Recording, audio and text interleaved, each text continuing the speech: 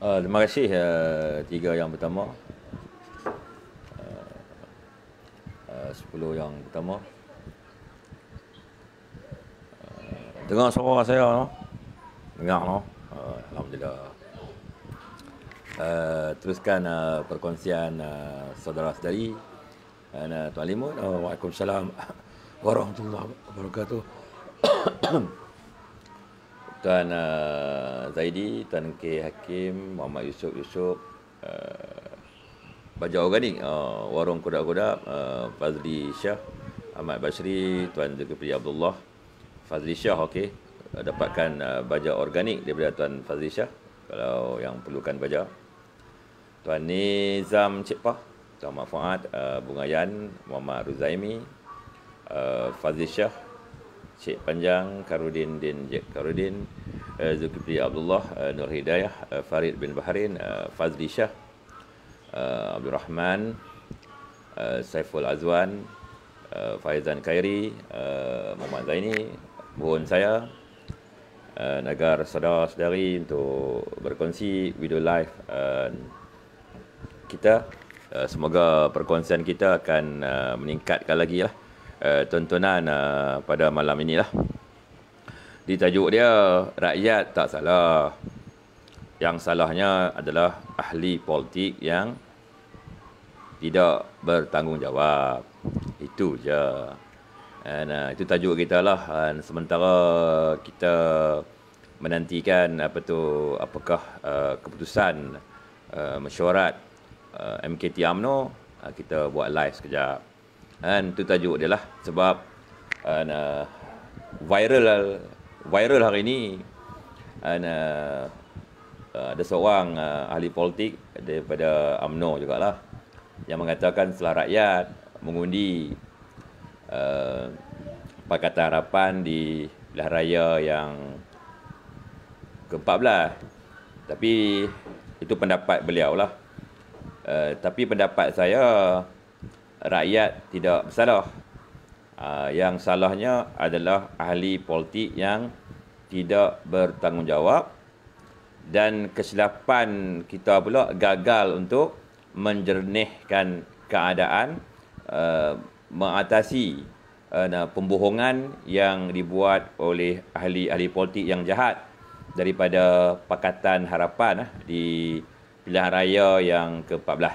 Jadi kesimpulan dia, rakyat tidak pernah bersalah, tuan-tuan. Rakyat ni selalu menjadi mangsa atas kepentingan ahli-ahli politik untuk berkuasa dan duduk atas duit.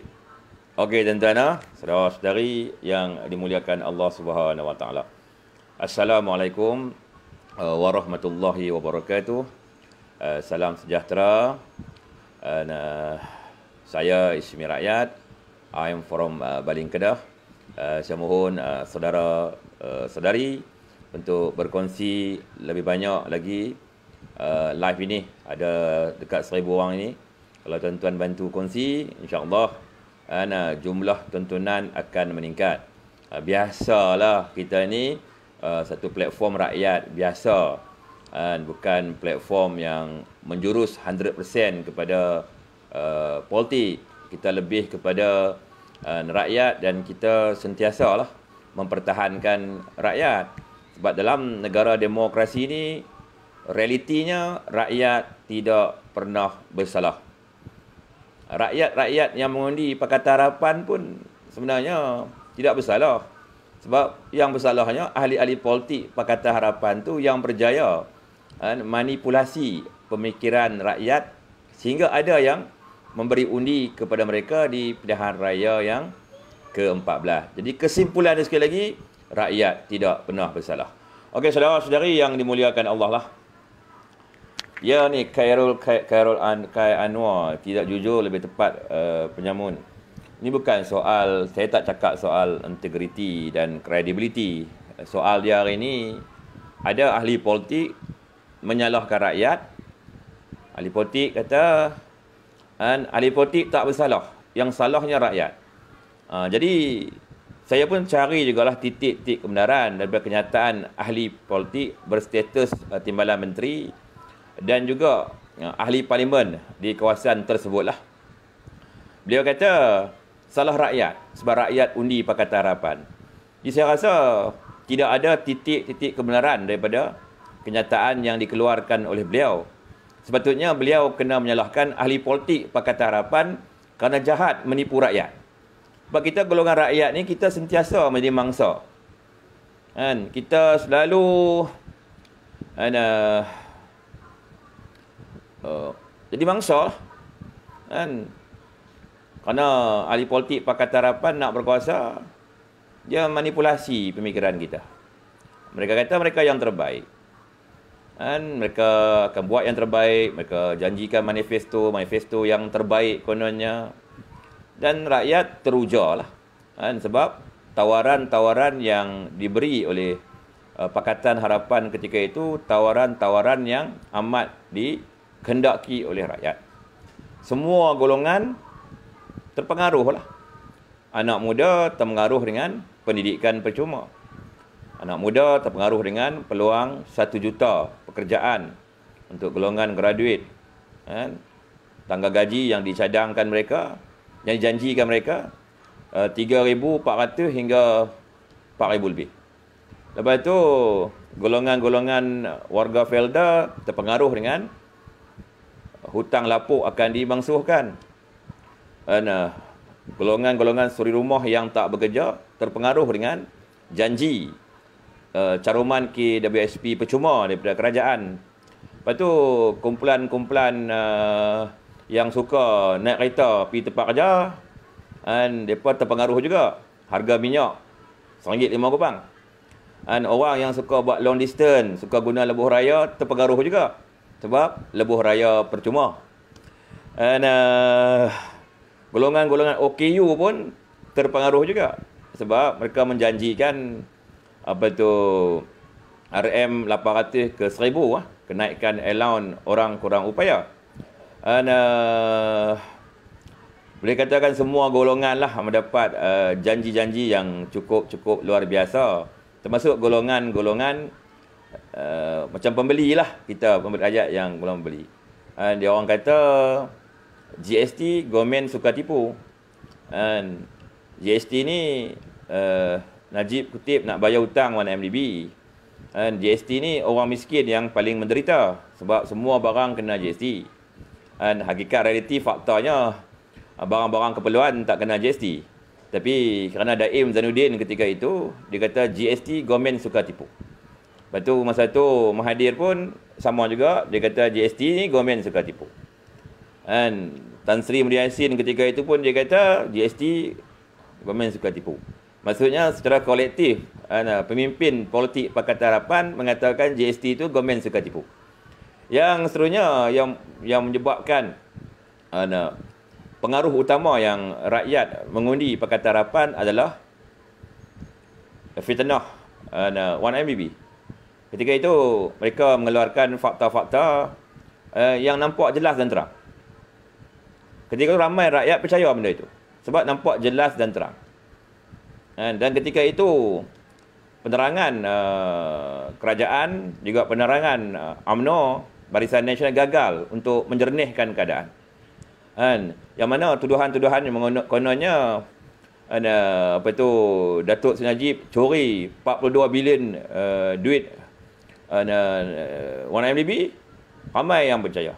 Malah mereka menggunakan strategi mengatur macai-macai dia tu, macam Khairuddin Abu Hassan untuk ke Amerika dan membuat laporan-laporan awam kepada DOJ mengatakan kita curi duit. Dan masa tu DOJ keluar kenyataan MO1 terlibat. Di masa tu orang macam Muhyiddin dan pemimpin pakatan yang lain menggambarkan bahawa MO1 tu adalah Najib Razak.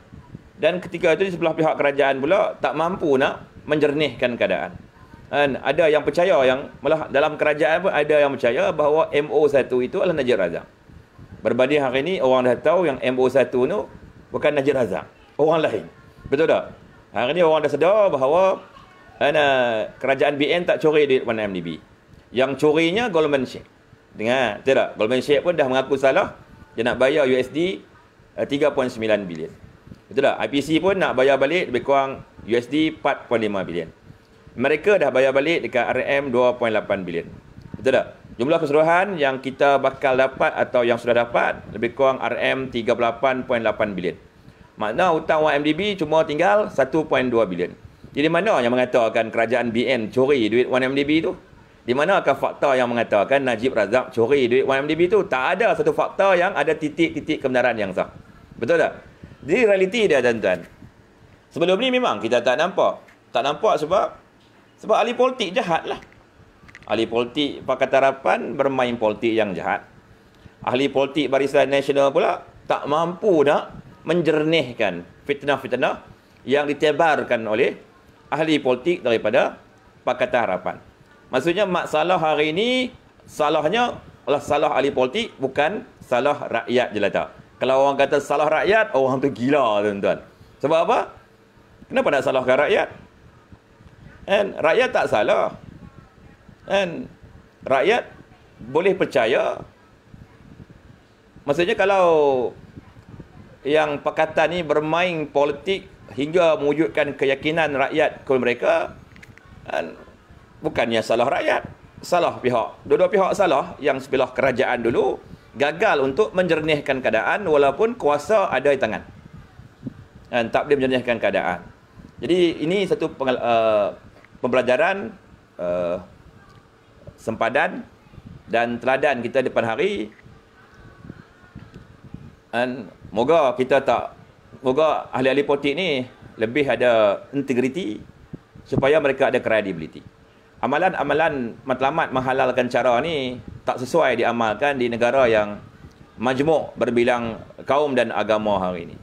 Kerana amalan-amalan matlamat menghalalkan cara, kerana gila kuasa nak duduk atas duit, kerana Tun Mahathir nak duduk atas duit, Muhyiddin nak duduk atas duit, Anwar nak duduk atas duit, DAP nak duduk atas duit, Menteri Kewangan, mereka sanggup manipulasi rakyat.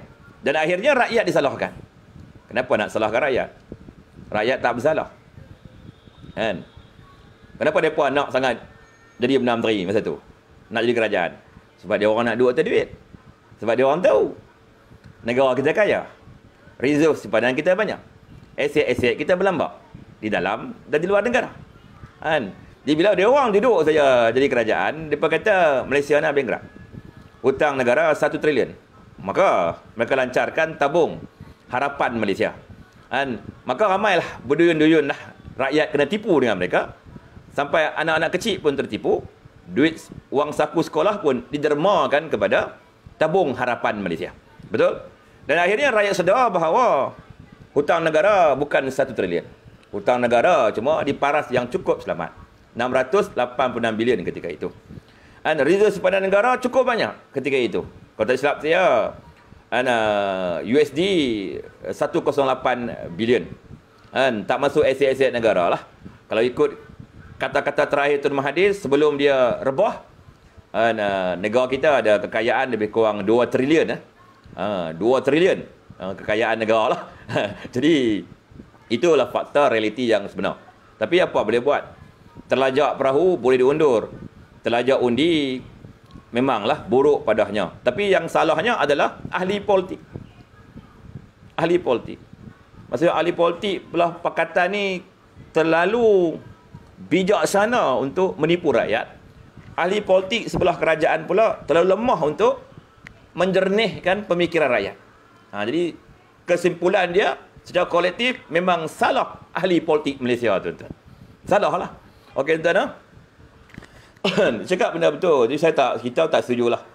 Tak kira lah ahli politik belah kerajaan ke belah pembangkang, kalau dia kata salah rakyat, saya tak setuju langsung lah. Kenapa perlu kita nak kambing hitamkan rakyat? Betul tak? Sebab ini negara rakyat. Kenapa nak salahkan rakyat? Salahkanlah. Kalau kata rakyat undi PH sebab Tun Mahathir, salahkan Tun Mahathir. Salahkan Pakatan Harapan. Dan salahkan diri kita sendiri juga kerana kita gagal untuk menjernihkan keadaan. Maksud, kita gagal untuk mengatasi kebijaksanaan pembohongan yang dibuat oleh pemimpin-pemimpin Pakatan Harapan.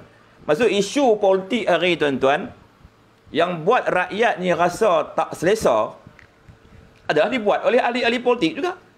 Dan kalau kata ahli politik nak berhenti politicking, itu semua cakap-cakap bohong tuan-tuan. Ahli politik akan terus berpolitik. Sebab dalam politik mana ada pause button. Tak ada tuan-tuan. Sebab negara kita memang negara politik. Itu realiti. Cuma hari ini yang menyebabkan kekacauan ni sebab wujudnya ahli-ahli politik yang tidak jujur. Sepatutnya demokrasi ni melahirkan keikhlasan, kejujuran, kebaikan, integriti, credibility. Sepatutnya. Tapi sebalik telah berlaku kenapa? Ada orang macam Tun Mahathir, Anwar Ibrahim, Ling Kek Siang, Ling Guan Eng, Mat Sabu, Elephant Fight Elephant. Lepas tu orang macam Muhyiddin, Azmin, dan ada juga di kalangan kita pun ada juga yang kurang jujur. Jadi itulah puncak antara sebab negara kita ni jadi haru biru dan kacau bilau. Dan alhamdulillah lah, nasib baik tak darurat. Kalau darurat nanti orang salahkan rakyat juga. Rakyat nak darurat. Padahal kita tak mau darurat. Ada usaha-usaha untuk manipulasi pemikiran rakyat agar menyokong agenda emergency ni. Tapi alhamdulillah lah, Majlis Raja-Raja Melayu amat bijaksana, memutuskan keputusan yang paling tepat. Tidak perlu diadakan darurat untuk mana-mana negeri dalam negara kita. Di sini kita menjunjung kasih yang tinggilah kepada Majlis Raja-Raja Melayu yang diketuai oleh Ketua Negara kita, iaitu Baginda Yang di-Pertuan Agong. Tuan tahu tak? Darurat tu implikasinya sangat negatif. Mungkin dia bawa keuntungan kepada Muhyiddin, Azmin. Tapi dia bawa satu implikasi yang sangat negatif kepada rakyat Malaysia. Yang nak hilang kerja nanti rakyat. Yang akan habis simpanan rakyat. Yang akan miskin papa kedana rakyat. Yang nak bankrupt nanti perniagaan rakyat. Sebab darurat ni, kesan dia bukan hanya kepada rakyat golongan B40. M40 pun terjejas habis. Golongan T, golongan-golongan kaya atau usahawan pun akan terjejas habis. Sebab dia akan menghentikan stok market kita tu. Bursa saham kita itu. Simpanan-simpanan orang Melayu ni banyak dilaburkan di BSKL, di BSKL, melalui ASB, PNB, melalui tabung haji, Khazanah Nasional dan yang lain-lain. Jadi kalau darurat, siapa rugi? Rakyat juga rugi. Bila ada masalah nanti, ahli politik kata salah rakyat. Kenapa nak darurat? Sedangkan bukan rakyat yang mencadangkan suruh darurat. Yang mencadangkan tu adalah Perdana Menteri Malaysia sendiri. Cuma alhamdulillah lah, walaupun Perdana Menteri kita dan Kabinet Kerajaan mencadangkan darurat, tapi Majlis Raja-Raja Melayu bijaksana untuk tidak mendaruratkan negara kita. Nampak tak tuan kebijaksanaan? Perbezaan dia banyak tuan. Perbezaan dia banyak. Pemikiran Majlis Raja-Raja Melayu ni lebih neutral. Atau orang Hindu kata netras. Neutral. Betul tak? Tapi pemikiran Kabinet Kerajaan ni agak prejudis untuk mempertahankan kuasa dengan memberi alasan untuk darurat dengan menggunakan alasan yang paling cikai, tuan-tuan. Sebab kes-kes COVID dalam negara kita ini memanglah nampak tinggi.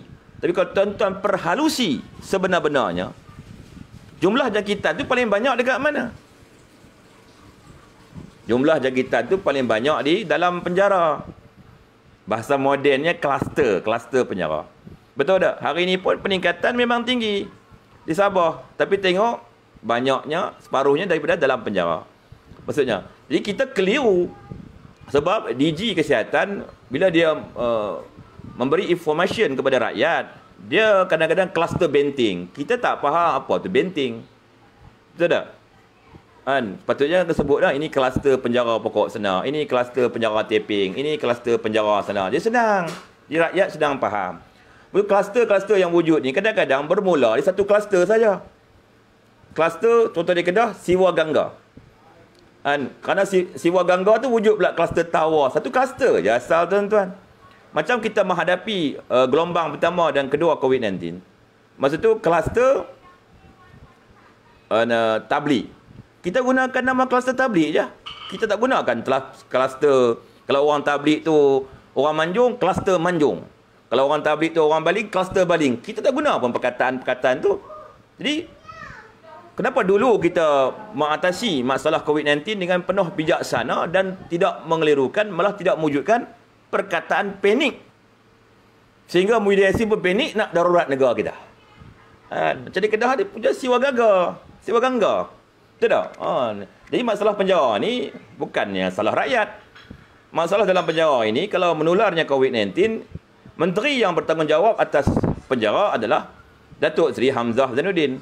Sepatutnya beliau kena mengatasi masalah ini. Bagaimana jangkitan boleh merebak dalam penjara? Adakah banduan-banduan baru yang dibawa masuk dalam penjara tidak disaring COVID-19? Kenapa COVID-19 boleh merebak dalam pusat-pusat tahanan sementara? Adakah mereka tidak disaring dan tidak dibuat pengasingan? Terus tahan, terus mau masuk, campur sekali yang lain. Jadi, masalah ni masalah SOP. SOP dalam penjara. Bukan SOP di luar penjara. Betul? SOP di luar penjara, okey. Rakyat tahu kena pakai mask, kena buat penjarakan sosial dan sebagainya. Maksudnya, masalah dalam penjara adalah masalah dalaman atas tanggungjawab Menteri Dalam Negeri. Bagaimana boleh merebak? Tempat tertutup macam mana boleh merebak? Maksudnya, banduan-banduan atau tahanan-tahanan baru yang dibuat masuk tidak disaring dengan betul. Tak ikut prosedur yang ditetapkan oleh Kementerian Kesihatan Malaysia. Itu saja. Tidak. Bila dah tahu tu, kita kena buatlah pembetulan. Bila buat pembetulan, kita kena buat perubahan. Kalau kita setakat buat perubahan dengan merawat, tapi kita tak buat pembetulan, dia tidak akan menyelesaikan masalah. Dia akan menambahkan lagi masalah. Ini pandangan peribadi saya lah. Okey, tuan-tuan. Ada persoalan, tuan-tuan? Mesyuarat UMNO saya tidak tahulah. Saya tidak tahu apa-apa sebab kita tunggu dia punya keputusan. Kalau nak cakap pasal andaian-andaian ni, ini biasa tuan-tuan dalam mesyuarat. Berbagai-bagai pihak akan bagi pandangan-pandangan masing-masing. Betul. Ada yang tidak menyokong Muhyiddin, ada yang menyokong Muhyiddin, ada yang nak bersama dengan Muhyiddin, ada yang nak kaji semula. Cuma bagi saya mudah sajalah. Kena bijaksana lah hal ni lah. Kalau kata pimpinan UMNO tak bijaksana, tak bijak, maka akan dipijak. Ada dua pilihan saja, tuan-tuan. Kalau buat keputusan tak bijak, maka dipijak. Itu saja. Kalau keputusan itu bijaksana, dia win-win situation. Menang-menang, tuan-tuan. Tapi kalau keputusan itu tak bijak, maka kita akan dipijak. Kalau kita dipijak selepas ini, salah siapa? Salah orang yang memutuskan keputusan mesyuarat lah. Maksud mereka tak bijak sampai kena pijak. Macam sebelum ni. Mereka buat keputusan sokong Tan Sri Muhyiddin. Last sekali, kita dipijak. Kenapa? Kerana keputusan itu keputusan yang tidak bijak. Maka jawapannya kita akan dipijak. Dan jangan salahkan orang lain. Salahkan diri sendiri. Dan cari dia punya titik kesalahan, kita buat pembetulan. Selepas buat pembetulan, kita buat perubahan.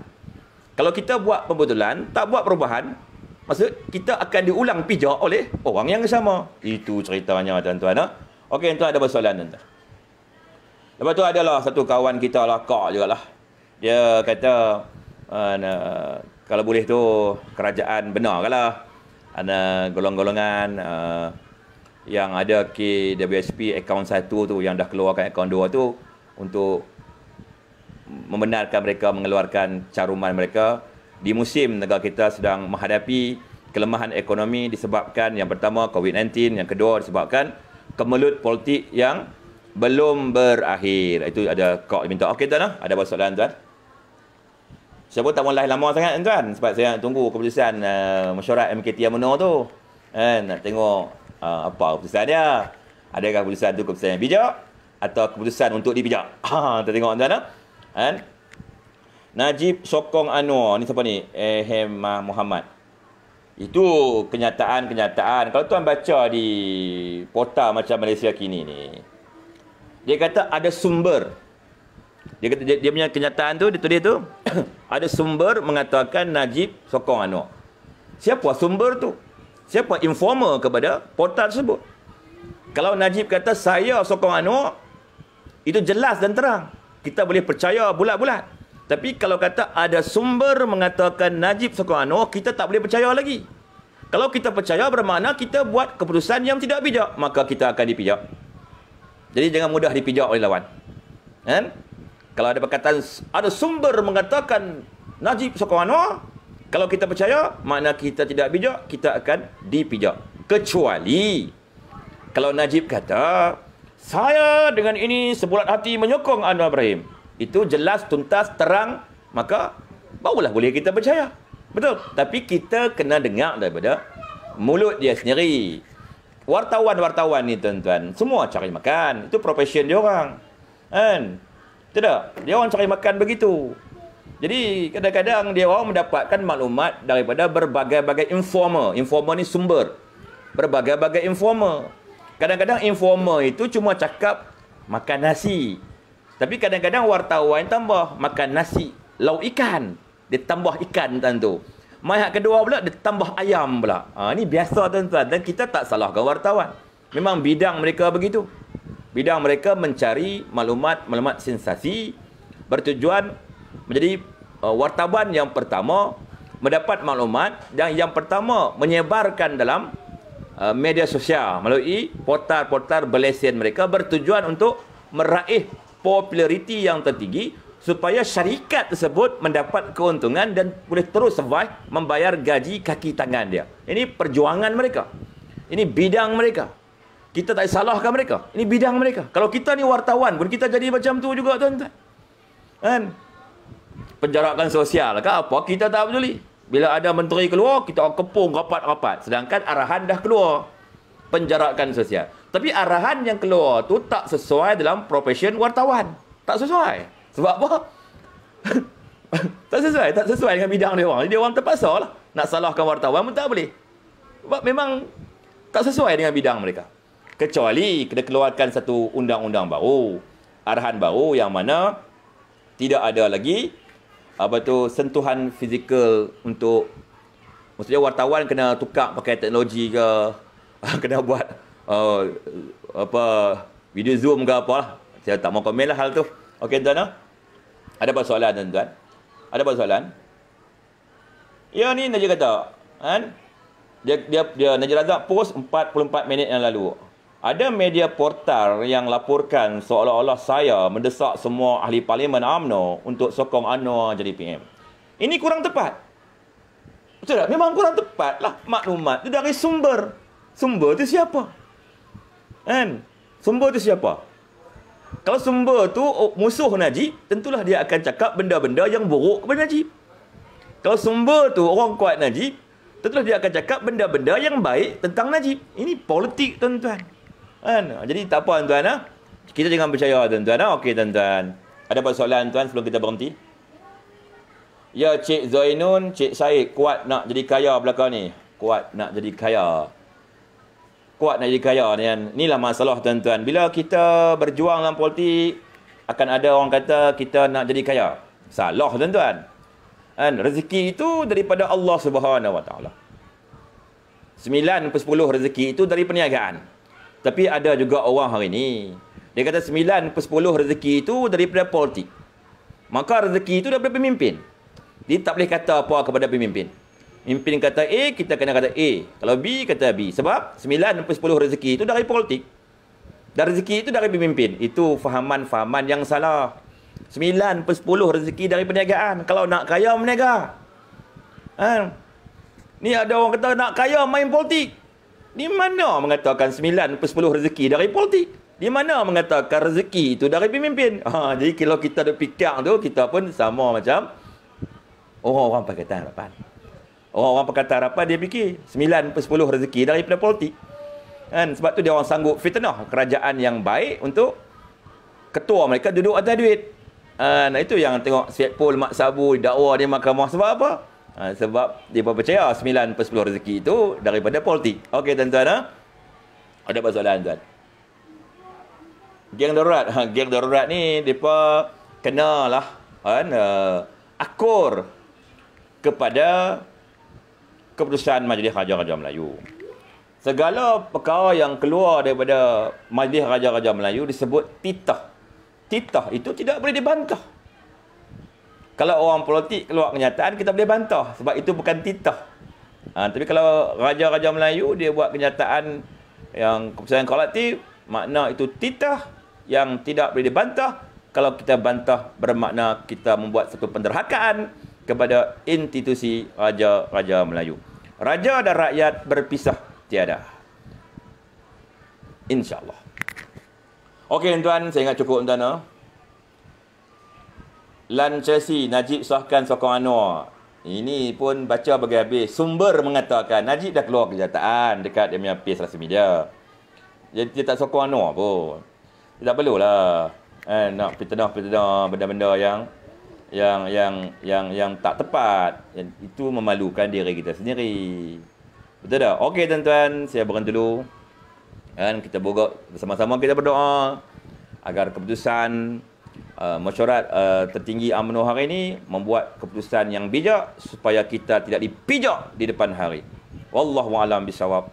Wabillahi taufiq wa hidayah. Wassalamualaikum warahmatullahi wabarakatuh.